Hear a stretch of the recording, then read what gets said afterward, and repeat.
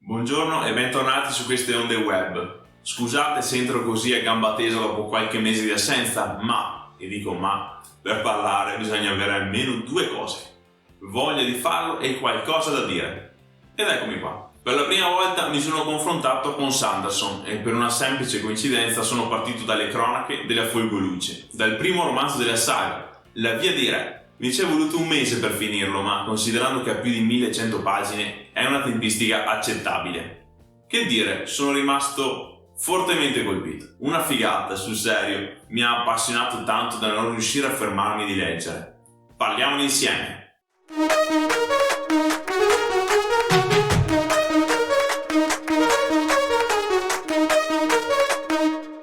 Premessa doverosa, non starò qui a fare troppe descrizioni di ciò che contiene il romanzo. Se cercate un'introduzione, una spiegazione o simili, non è il posto giusto.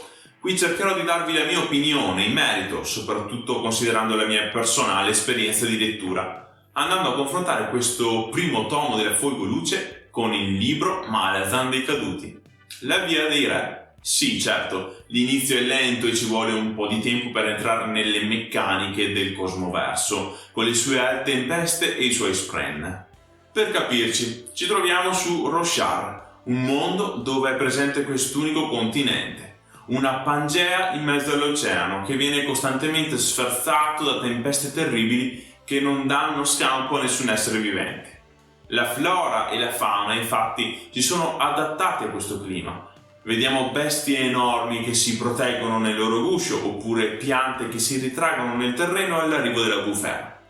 In tutto ciò dobbiamo assolutamente considerare gli spren, che non sono altro che rappresentazioni di emozioni o stati, e la Folgoluce, ovvero energia prodotta dalle tempeste e immagazzinata in piccole sfere preziose, addirittura utilizzate come valuta. Tutto questo viene presentato piuttosto bene, o perlomeno viene approfondito e sviluppato per l'intera durata del romanzo.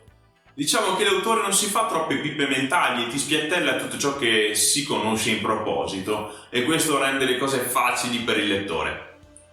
A colpirmi maggiormente sono state due cose: la trama e i personaggi. Partiamo da quest'ultimi perché Sanderson si concentra su pochissimi POV, nello specifico tre: Kaladin, Dalinar e Shallan. Volendo potremmo includere anche Seth, ma non gli viene dato molto spazio, nonostante si noti la centralità del suo personaggio. Uno dei punti di forza è la caratterizzazione di questi protagonisti che vediamo evolvere e cambiare con il passare dei capitoli. Il fatto di averne solo tre di principali permette allo scrittore di svilupparli al meglio, entrando nei particolari, analizzando il loro passato e andando a scavare nelle emozioni. Se cercate personaggi di spessore, qui li troverete certamente. Senza entrare troppo nei dettagli, perché come ho detto non mi interessa, vi lancio solo due informazioni generiche su ognuno di loro. Kaladin è l'eroe tragico per eccellenza, soldato prima, schiavo poi e infine pontiere, carne da macello in guerra. Ho adorato la sua storia, costellata da insuccessi e sofferenze, ma qui si affianca un particolare spren, Sil. Invece di essere un semplice luccichio della pioggia, del vento, del dolore o della malattia, Sil si evolve in un essere senziente che matura e cresce con l'esperienza, intessendo un rapporto speciale con Kaladin. Dalinar invece è il Ned Stark della Folgoluce, e non perché muoia subito, intendiamoci, ma perché possiede una ligia disciplina guidata dall'onore. È il fratello del re che è stato assassinato e del quale cerca a tutti i costi di seguire le orme. È lui che legge e rilegge l'antico testo che si chiama appunto La Via dei Re, alla ricerca di un significato che gli permetta di comprendere le ultime volontà del fratello deceduto. Shallan, infine, è una ragazza nobile che fa di tutto per entrare nelle grazie di una studiosa eretica per diventare la sua pupilla. La trama, un altro fattore determinante che di certo mi ha permesso di sfogliare le pagine una dopo l'altra, senza fermarmi mai. C'è una guerra di vendetta in atto. Una guerra che vede il susseguirsi di infinite battaglie di poco conto, in cui perdono la vita migliaia e migliaia di persone. Una guerra quasi senza senso per il modo in cui viene portata avanti. Oltre a questo, dietro le quinte sta avvenendo una ricerca di informazioni che va a smontare tutto quello che le persone conoscono sul passato del mondo, e quindi anche quello che conosciamo noi lettori. Sembra quasi il secolo buio di One Piece, avete presente? Un tempo antico e sconosciuto che solo se riscoperto potrà permettere la piena comprensione di ciò che sta avvenendo ora nel presente. Vi accenno al tipo di società in cui si entra. La distinzione principale avviene tra chi ha gli occhi scuri e chi li ha chiari. Questi ultimi sono considerati l'elite nobiliare di Redcar, coloro che hanno potere su tutti gli altri, e questa distinzione così marcata è molto importante per lo sviluppo della storia. Passiamo alle differenze con Erikson.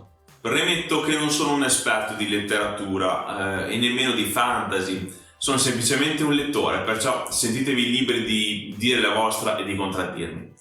Prendete le mie opinioni per quello che sono, ovvero quelle di un ignorante in materia ma terribilmente appassionato.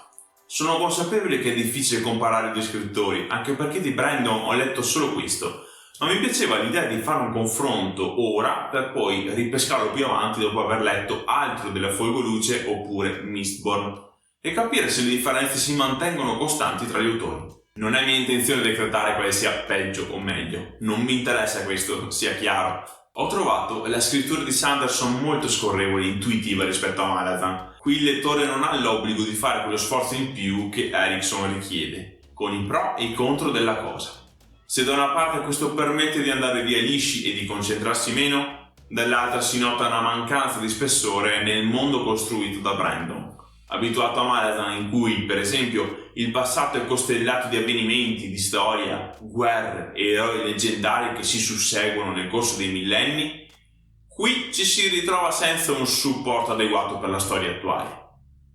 Per carità, questo è un pretesto ottimo per alcuni personaggi per andare alla scoperta di ciò che è realmente accaduto. Sono proprio due modi diversi di approcciarsi alla storia del proprio mondo. Pochi personaggi ottimamente sviluppati di Sanderson contro i moltissimi e complessi di Erikson. Nella Via dei Re abbiamo solo 3 punti di vista o poco più e tutti della stessa fazione. Steven invece resta più estraneo ai personaggi, fa un passo indietro per riuscire a darci uno scorcio di ognuno, ma non molto approfondito. Per la trama Sanderson si gioca un plot lineare corredato da colpi di scena su un finale magistrale. A differenza di Steven che mi ha abituato a una narrazione molto movimentata e plot twist dietro ogni angolo. Nella Via dei Re un'altra distinzione preponderante la troviamo tra uomini e donne, cosa che Erikson si guarda bene dal fare. Qui le donne sono la culla della cultura, le uniche che sanno leggere, scrivere e disegnare, mentre gli uomini sono votati al governo e alla guerra. Se ci pensate, è una differenza colossale con Malazan, che invece propone assoluta uguaglianza fra i sessi. Tutti possono imparare a leggere, tutti possono diventare soldati o dei. Un altro fattore che spicca, ma questa volta per la sua assenza, è l'ironia a cui Steven ci ha abituati in Malazan. Nella Via dei Re ho sentito proprio la mancanza di elementi comici. In conclusione, sicuramente leggerò qualche altra cosa di Sanderson e i libri successivi di questa saga, anzi non vedo l'ora di continuare, nonostante manchi ancora molto il suo completamento. Pensate che delle cronache della Fuegoluce sono state scritte solo i primi 4 volumi e dovrebbero essercene in tutto 10. Pensavo che dopo l'imponente libro Malazan dei Caduti avrei fatto fatica ad appassionarmi a qualcos'altro, ma sono contento di essermi sbagliato. La Via dei Re è un tassello fondamentale per chi ama il fantasy e sono molto felice di averlo incontrato nel mio percorso di scoperta del genere letterario. Se vi appassiona Malazan, sicuramente adorerete anche il primo tomo delle cronache della Fuegoluce. Se come me avete già letto Erikson, Sanderson vi sembrerà molto più semplice e lineare e non avrete alcuna difficoltà ad entrare nei meccanismi di Rochard.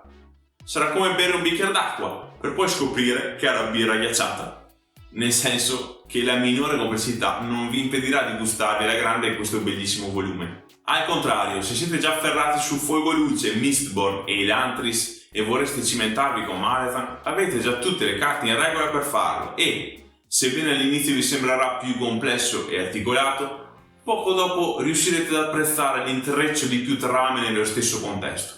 Voi che ne pensate? Se conoscete entrambi gli autori, concordate con me oppure avete opinioni divergenti? Se non conoscete uno dei due, vi ho intrigato abbastanza? Non dimenticate di dirmi il vostro parere qui sotto nei commenti. Vi informo che a marzo potreste farvi regalare da me un romanzo della saga Malazan principale, se ogni giovedì del mese postate su Instagram una bella storia con una citazione in cui mi taggate. Per questa volta vi concedo qualche citazione anche dalla Via dei Re. A fine mese sceglierò uno di voi tra i più attivi e gli farò recapitare il regalo. E vi dirò di più. Se vedo che la vostra partecipazione sarà bella attiva, faremo la stessa cosa anche in aprile. Che ve ne pare? Infine vi consiglio di seguirmi sui social e soprattutto di iscrivervi al canale perché sto preparando alcune cose davvero interessanti per il nuovo Il Dio Indifferente. Perciò rimanete in zona, ci si rivede molto presto. Ciao!